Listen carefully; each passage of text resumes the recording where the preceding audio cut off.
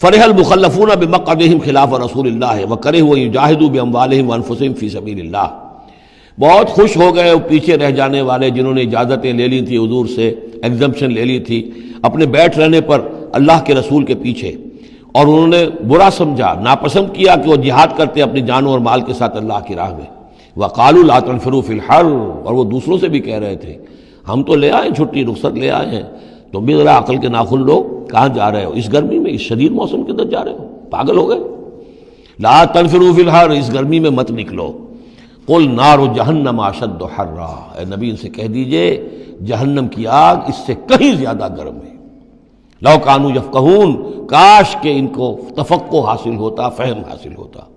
فلیضحکوا قلیلا ولیبکوا کثیرا، تو انہیں چاہیے کہ ہنسیں کم روئیں زیادہ، جزاء بما کانوا یکسبون، بدلہ اس کا کہ جو کمائی انہوں نے کی ہے۔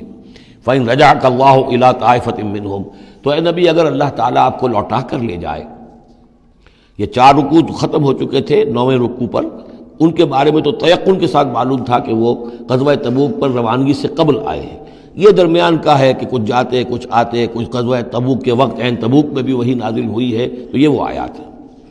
فَإِن رَجَعَكَ اللَّهُ، ظاہر بات ہے یہاں معلوم ہو رہا ہے کہ یہ کہیں تبوک میں یہ آیت نازل ہوئی ہے۔ اگر اللہ آپ کو لوٹا کر لے جائے ان کے کسی گروہ کے پاس، فَاسْتَأْذَنُوكَ لِلْخُرُوجِ، اور پھر وہ آپ کے ساتھ نکلنے کی اجازت مانگے کسی اور دشمن کے خلاف، فَقُلْ لَن تَخْرُجُوا مَعِيَ أَبَدًا، کہہ دیجیے گا اب تم میرے ساتھ کبھی نہیں نکلو گے، وہ آخری امتحان تمہارا ہو چکا، تم ناکام ہو چکے۔ وَلَن تُقَاتِلُوا مَعِيَ عَدُوًّا، اور اب میرے ساتھ کسی دشمن کے ساتھ، میرے ساتھ ہو کر کسی دشمن کے ساتھ جنگ کرنے کا تمہیں موقع نہیں ملے گا۔ اِنَّكُمْ رَضِيتُمْ بِالْقُعُودِ أَوَّلَ مَرَّةٍ، تم پہلی مرتبہ راضی ہو گئے تھے بیٹھے رہنے پر، نفیر عام ایک ہی مرتبہ ہم نے کی اور تم پیچھے رہنے پر، بیٹھ رہنے پر راضی ہو گئے۔ فَاقْعُدُوا مَعَ الْخَالِفِينَ، اب ہمیشہ کے لیے پیچھے رہنے والوں کے ساتھ بیٹھ رہو۔ وَلَا تُصَلِّ عَلَىٰ أَحَدٍ مِّنْهُمْ مَاتَ، اور اے نبی ان میں سے کوئی مر جائے تو اس کی نماز جنازہ ادا نہ کیجیے، ابداً، کبھی بھی۔ وَلَا تَقُمْ عَلَىٰ قَبْرِهِ، اور اس کی قبر پر آپ کھڑے نہ ہوں۔ یہ دیکھیے یہ اب ان کی رسوائی کا سامان ہو رہا ہے، ابھی تک تو پردے پڑے ہوئے تھے، لیکن اب یہ ہے کہ حضور جو ہے جب انکار کرتے تھے کسی کی نماز جنازہ پر جانے سے معلوم ہو جاتا تھا کہ یہ منافق ہے، حضور نے اس کی نماز جنازہ میں شرکت سے انکار کیا۔ وَلَا تُصَلِّ عَلَىٰ أَحَدٍ مِّنْهُمْ مَاتَ أَبَدًا وَلَا تَقُمْ عَلَىٰ قَبْرِهِ، اور مت کھڑے ہوئیے اس کی قبر پر۔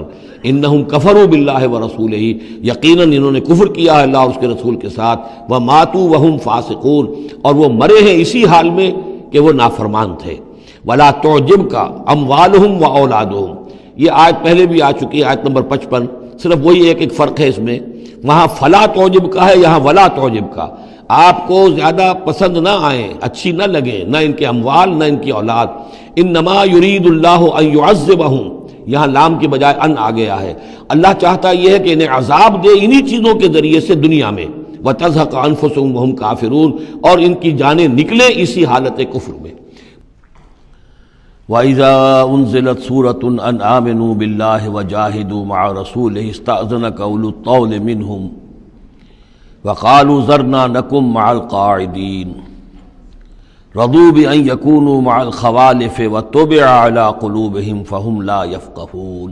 صدق اللہ العظیم۔ سورہ توبہ میں ابھی یہی منافقین کا بیان چل رہا ہے، اور جب کوئی صورت نازل ہوتی ہے کہ ایمان لاؤ اللہ پر اور جہاد کرو اس کے رسول کے ساتھ مل کر، استأذنک اولو الطول منہم، تو ان میں سے جو مقدرت والے ہیں، دولت والے ہیں، وسائل رکھنے والے ہیں، وہ بھی آپ سے آ کر رخصت مانگتے ہیں۔ وقالوا ذرنا نکن مع القاعدین، اور کہتے ہیں کہ ہمیں چھوڑ دیجئے، رہنے دیجئے، ایگزمپٹ کر دیجئے، ہم یہیں بیٹھ رہنے والوں میں شامل ہو جائیں۔ رضوا بأن یکونوا مع الخوالف، وہ اس پر راضی ہو گئے کہ پیچھے رہنے والی عورتوں میں شامل کر دیے جائیں، یعنی جنگ کرنا مردوں کا کام ہے، اور خواتین کو چونکہ پیچھے بچے اور خواتین ظاہر بات ہے کہ گھروں میں رہ جانے والے تھے، تو انہوں نے اپنے لیے یہ مقام پسند کیا، یہ ایک طرح کا ان پر طنز ہے۔ رضوا بأن یکونوا مع الخوالف وطبع علی قلوبہم فہم لا یفقہون، تو ان کے دلوں پر مہر کر دی گئی اور اب وہ سمجھ نہیں سکتے۔ لیکن الرسول والذین آمنوا معہ، اس کے برعکس اللہ کے رسول صلی اللہ علیہ وسلم اور جو لوگ ان کے ساتھ ایمان لائے جاہدوا باموالہم وانفسہم، انہوں نے جہاد کیا اللہ کی راہ میں اپنے اموال سے بھی اپنی جانوں سے بھی، واولئک لہم الخیرات، یہ وہ لوگ ہیں جن کے لیے بھلائیاں ہیں، خوبیاں ہیں، نیکیاں ہیں، اچھا اجر ہے، واولئک هم المفلحون، اور یقیناً یہی لوگ ہیں فلاح پانے والے، آخری منزل مراد کو پا لینے والے۔ فلاح کے لفظ پر انشاءاللہ تفصیلی گفتگو جو ہے وہ سورہ مومنون کے شروع میں ہوگی۔ یہ ایک بڑی اہم اصطلاح ہے قرآن کی، میں نے اب تک اس کا ترجمہ بس اسی طریقے سے اسی لفظ کے ساتھ کیا ہے۔